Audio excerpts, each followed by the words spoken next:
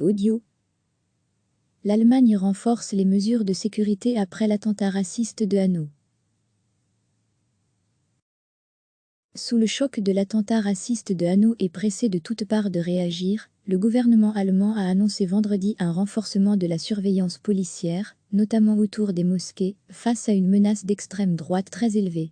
Les rassemblements en mémoire des 9 victimes de la double fusillade de Hanau, organisés jeudi soir dans une cinquantaine de villes allemandes, ont laissé place à des débuts de polémiques sur les armes, la protection des minorités et le rôle incendiaire du parti d'extrême droite AF.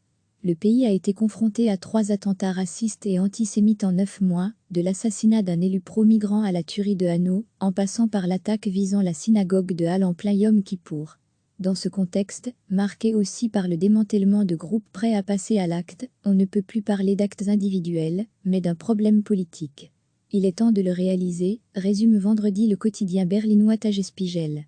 Face à ce danger numéro 1 pour la démocratie, selon la ministre de la Justice Christine Lambrecht, le gouvernement a annoncé vendredi de nouvelles mesures.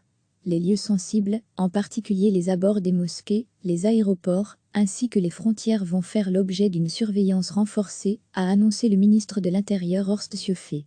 Le gouvernement d'Angela Merkel avait déjà nettement durci son arsenal législatif et sécuritaire ces derniers mois, en imposant notamment de nouvelles obligations aux réseaux sociaux pour signaler les contenus haineux ou en protégeant mieux élus et militants. Mais il peine à contrer toutes les menaces, en particulier celles incarnées par des individus solitaires, inconnus de la police et armés en toute légalité, qui passent subitement à l'acte, comme le tueur présumé de Hanau. Ces loups solitaires qui se radicalisent sur Internet sont des bombes à retardement que nous devons contrer avec tous les moyens que l'État constitutionnel nous offre, fait valoir la ministre de la Justice. Ce qui est déjà fait dans le domaine du djihadisme en matière de surveillance en ligne, y compris des applications cryptées, doit aussi être mené dans celui de l'extrémisme de droite, préconise Peter Neumann, spécialiste du terrorisme au King College de Londres dans le quotidien Die Welt. L'auteur présumé de l'attaque de Hanau, inconnu des services de police, avait ainsi un site personnel mêlant théorie racialiste et contenu complotiste avant les fusillades. Ces signaux doivent à l'avenir être mieux anticipés, fait valoir M. Neumann. Un autre aspect de la menace concerne un éventuel contrôle plus strict de la détention d'armes.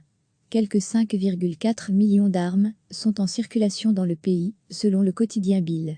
Le ministère de l'Intérieur s'inquiète en particulier du fait que l'extrême droite radicale se procure de plus en plus d'armes en tout genre.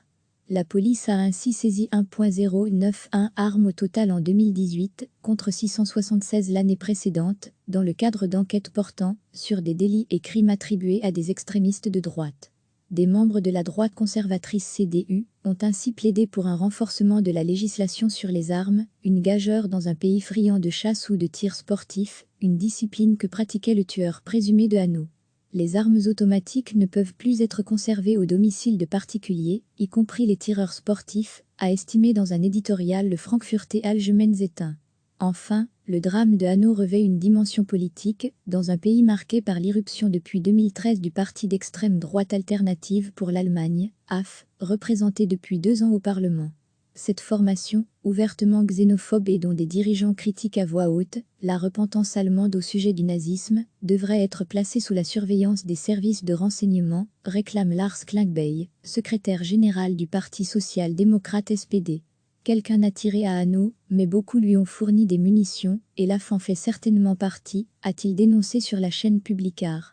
L'AF est responsable de la polarisation et de l'agressivité dans le discours politique, résume dans la presse allemande Oliver Decker, spécialiste de l'extrême droite à l'université de Leipzig.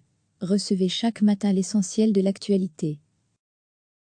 Cliquez sur s'abonner pour recevoir les dernières nouvelles.